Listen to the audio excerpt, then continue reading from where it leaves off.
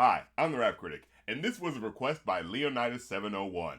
And if you'd like to make a request, go to my Rap Critic Ko-fi page, where a one-time donation of $30 to $60 gets you locked in to request either a movie, album, or music video for me to review. As well, you can do the same on my Patreon, or just join for $1 per episode created and get to see those episodes early and join my Discord channel. All those links are in the description below. So let's talk about Vanilla Ice. Yo, VIP, let's kick it. The hip-hop pariah, the man who preemptively put 2 strikes against any white rapper that had come after him. Seriously, this guy's reputation was hit at all angles, from losing credibility by exaggerating his origin story, to the seething rage from the rock crowd from sampling one of the most recognizable bass lines from a rock song and then insulting people's intelligence in an interview where he denied it, to even pissing off the black fraternity whom he stole his hook from. Ice, ice, baby, take go.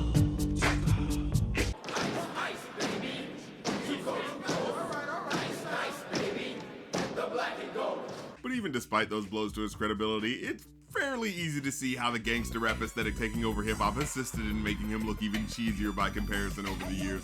What with Vanilla Ice looking like a pretty boy rocking the bright clothes with the hype dancing and the exaggerated haircuts, and a song that's virtually got no cursing in it unless the word damn is too much for your local radio station. But for clarity, dude was actually a bit of a street punk. He wasn't in any notorious gangs as far as I can tell, but he definitely hung out with a bunch of knuckleheads who went around causing trouble. But once reporters started pointing out certain exaggerations in his autobiography that came out so soon after his rise to fame, it only gave credence to the idea that the first white guy in hip-hop was being puffed up to be a little cooler than he actually was.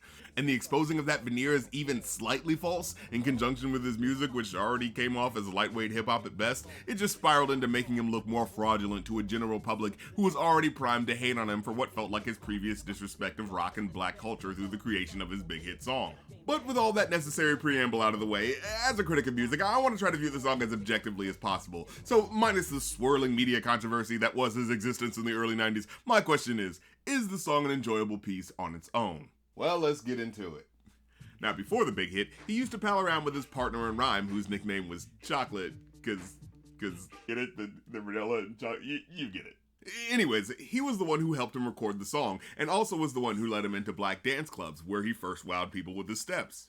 And to be fair, the guy's a pretty good dancer. You can still find concert footage of him nailing those New Jack Swing moves. And when you watch the beginning of the music video, you can tell there was an effort to obscure his ethnicity at first, so you could focus on the fact that he's a good dancer, and then, whoa, what?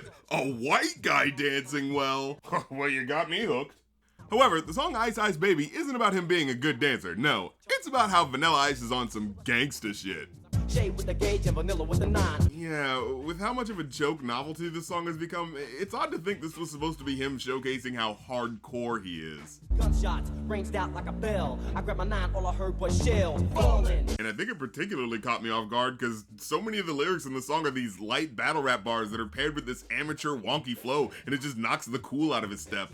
And once I noticed that appeal to the harder edge in the second verse, it soured the song a bit for me, because at the end of the day, he doesn't pull off that aesthetic. His flow and his voice just don't do him any favors, and they make him come off like a first-time rapper trying to seem more badass than he actually is. Watch my Pumps and a Bump episode about MC Hammer if you want another example of how being a legit hardcore dude people shouldn't fuck with and actually making people believe you on wax are just two different things. But yeah, with such a smooth, low-key sample like this with the added little electric bass in there, you need someone who matches that energy, who can sound just as cool and smooth as the beat he's rapping over. And Vanilla Ice is just not that guy. Burning them, being quick and nimble. I go crazy when I hear a cymbal and a hi-hat. The block was dead, yo, so I continue to A1A. The girl is on standby, waiting just to say hi. Did you stop? No, I just drove by, kept on. And also, when you get down to it, the gangster rap verse is just kind of an underwhelming story. Like, first off, wait, there was a bunch of really cute girls who just couldn't wait to talk to you? Oh, but the Iceman's too cool to stop and chat? That's right, ladies, he's got no time. He's gotta hit the next block where nothing is happening. I bust a left and I'm heading to the next block. The block was dead, yo. But then he decides to hit the main road of Miami's nightlife to get into some action. So I continue to A1A. Girls were hot, wearing less than bikinis. So yeah, he hits up a hot spot in the city so he can mac on all the fly honeys, like the ones he just passed for no reason. He then gets into a confrontation with a bunch of coke addicts who end up causing a shootout. Ready for the chumps on the wall. The chumps acting ill because they're full of 8-ball. A shootout he could have avoided if he would have just stayed and talked to those chicks, but whatever. However, the story's not about him busting heads like a badass or anything. It's about him running away from the shootout. Jumped in my car, slammed on the gas, bumper to bumper, the avenue's packed. I'm trying to get away before the jack is jacked. Which makes sense, of course, but even in the hardcore fantasy scenario he made up, he still doesn't even do anything. Police on the scene, you know what I mean? They pass me up, could run it all, I don't mean. If there was a problem, yo, I'll solve it. Check out the hook while my DJ revolves. So basically, you heard gunshots, ran like hell, and then when you might have had a situation where you had to confront the police, they passed you by because they didn't perceive you as a real threat? Oh man, if there's one thing that's gangsta, it's laying out how your white privilege has explicitly kept you out of trouble. How are these final lines related? You didn't solve anything, you just ran for your life like everyone else. But hey, it's not all awful. There are some good lyrics in there every now and then. Turn off the lights and I'll glow. To the extreme, I rock a mic like a vandal. Light up a stage and wax a chump like a candle. I'm going to dare go against the grain of universally clowning on this song to say, you know, for 1990, those lines aren't too bad. I mean, there's that little part before the beat comes back in where you can kind of tell dude was a hair off beat, but you know, he's got the multi-syllabic flow, imagery, wordplay about rocking the mic like a criminal who destroys things, and the next lyric about waxing a chump like a candle, with wax being common slang at the time for literally or metaphorically kicking someone's ass. I mean, for 1990, that's a solid enough couplet. I'm killing your brain like a poisonous mushroom, deadly. When I play a dope melody, anything less than the best is a felony. And here he's saying it feels like a crime for him to give you anything less than the absolute best he has to offer, you know, and it's serviceable brag rap stuff. Of course, by that admission, dude should definitely be serving some time for some of these whack rhymes and stilted flows. I mean, some of these phrases just sound off, like he's just not using the right word or something. Something grabs a hold of me tightly, flow like a harpoon daily and nightly. Flow like a harpoon?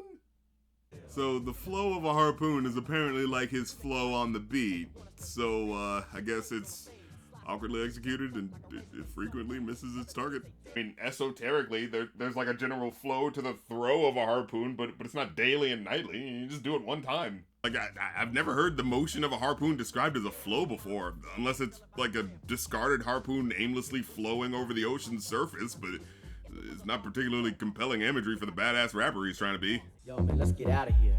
Word to your mother. Yeah, and this line. Like, I've never heard anyone say word to your mother when saying that phrase. The phrase is word to the mother, like a reference to Africa, you know, the motherland, or just word to mother, as in, hey, this statement I said was so true, I'd put that on my own mother. So saying word to your mother makes no sense. There's no reason why your words are bonding if you're swearing on someone else's mom. It's just in this odd spot where you're not sure if he's like doing a white boy flip on the phrase to turn it into a weirdly random insult, or if he's just like accidentally exposing how not down with black people he is by not knowing how to properly say the phrase. Alright, stop, collaborate and listen. Collaborate? What do we need to collaborate for? You're the one making the song. It's like he was trying to find the word for people coming together, but the original word he wanted didn't fit the flow, so he just like picked another word from the thesaurus that sounded better. Like, maybe he meant to say congregate there? Yeah, that's a word that pretty directly means to come together. Alright, stop. Congregate and list. Yeah, no, that totally doesn't work. You need an extra syllable in there. Okay, I'll give him that one. Overall, though, I'd give this one a 2 out of 5. It's not that bad of a song, but its deficiencies are so nakedly on display, it's pretty easy to see why it isn't remembered fondly. His flow is so tepid and jerky at times, and when you have a track like this with such minimal production, those mistakes are just way more noticeable on a song that's supposed to be about a cool guy who should probably be cool enough to know how to actually stay on beat. At the end of the day, it was a slightly below average song that got pushed to the forefront of hip-hop by the demands of a racially biased market that wanted an unchallenging, safe version of this emerging but intimidating black genre, at a time when way more talented black artists were still clawing to be seen. And while, like I said, the music itself is not as awful as its legacy would suggest, the track on its own just doesn't do enough to be worth breaking out of the novelty bubble it got placed in. Of course, people these days always assume Ice was a one-hit wonder, but he actually had another top 10 hit.